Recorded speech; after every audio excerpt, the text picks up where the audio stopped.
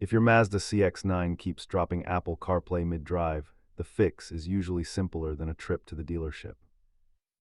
Data shows that over 85% of connection drops are caused by low-quality or damaged lightning cables.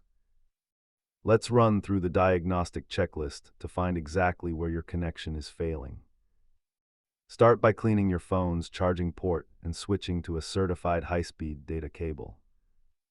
Next, verify that your iOS is updated and that Siri is enabled, as CarPlay requires it to run. Inside your Mazda Connect settings, make sure your iPhone is set to always enable CarPlay upon connection. While wireless adapters are convenient, a direct wired connection is far more stable for long-term use. Most fixes are free or cheap, but a failing physical USB hub can cost hundreds to replace at a dealer. If problems persist, perform a hard reset by holding the volume knob and navigation buttons simultaneously. Keep these items handy to ensure your CX-9 infotainment stays synced and reliable.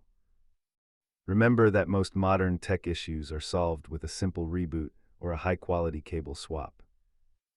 If these steps help restore your connection, hit subscribe for more Mazda troubleshooting guides.